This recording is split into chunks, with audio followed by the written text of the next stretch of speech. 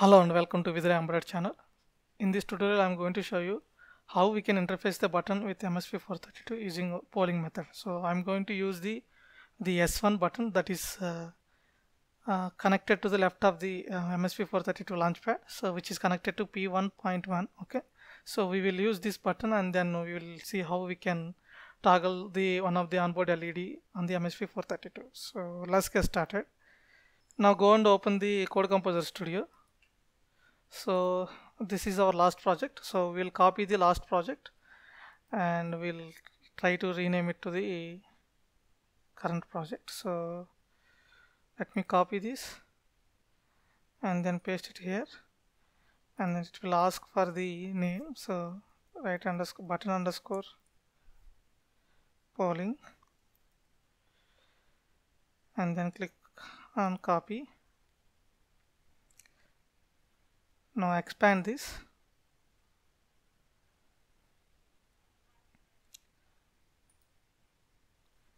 and then we'll change the sysconfig file. Okay, rename it to button underscore polling.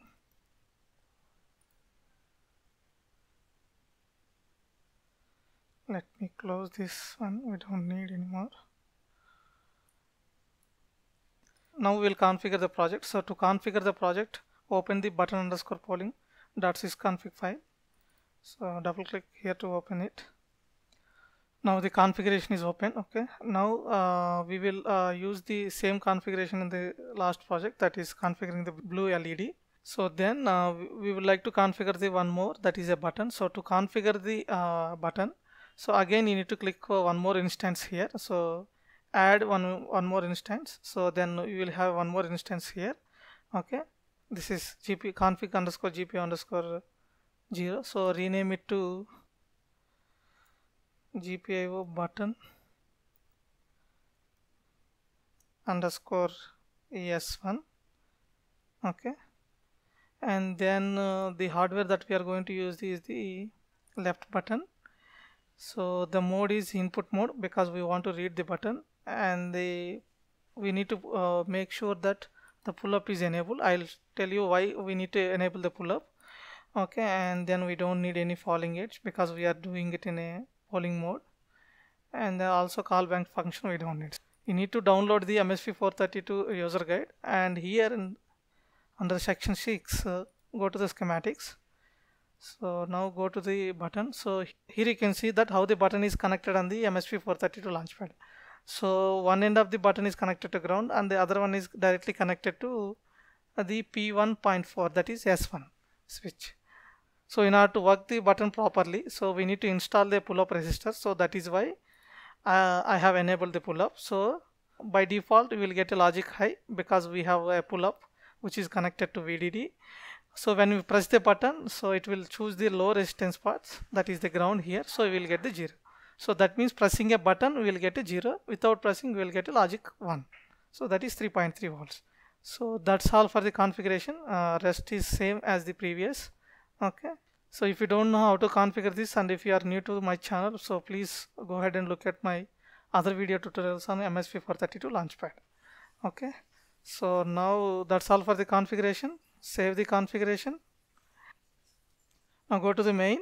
Okay, so the main is as usual same. Okay, we will not change anything in the main file, main.c file. Okay, and then now go to the blink.c. so here we are going to change it as or rename it as button underscore polling. So now open this. Now here if you scroll down, so we have added the GPIO header file, and then we have also added the TI drivers config.h file. So if you go and open the TI driver config.h file, so you will not able to see the button configuration here, because so to see all the changes you need to compile the program first. So to compile the program, go and hit this hammer button. So now the code is compiling. So now you see the code is compiled successfully. Now go and open the TI drivers config.h file, and now you will able to see the button that we have configured. Okay, So now go to the button underscore polling.c file here. So let's remove this. We don't require all this. Okay. We need to initialize the GPIO, and then here, okay, so I'm going to write a simple if else. Okay, so here to read the pin, we need to know what are the API calls that are available for the GPIO to read. So to open that, go to GPIO.h file here. So you will find in the outline. Okay, so here if you come down, so you will able to see a function called GPIO underscore read. So we need to use this function. So come here, so call the GPIO underscore read, and we need to pass the one argument, that is the index. The index is nothing but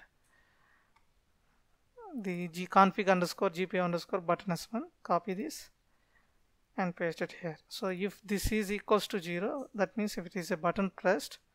Okay, let's give a small delay to reduce the debouncing. So give around 50 milliseconds, and then again read the button.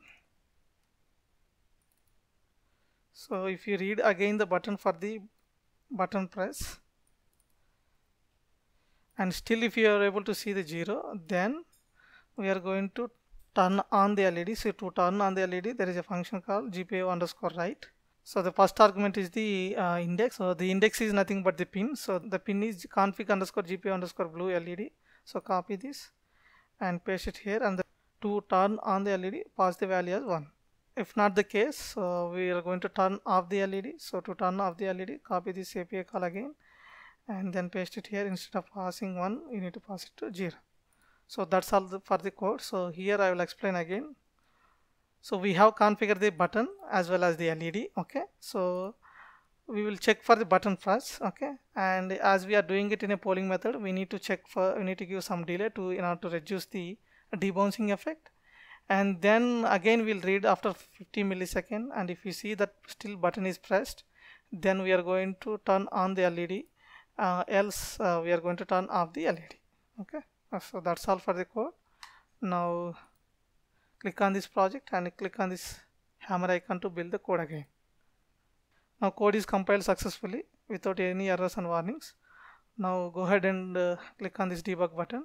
Make sure that the board is connected to your PC, and it is asking, do you want to proceed has been debugged before? Okay, do you want to reuse the debug? Okay, click on yes.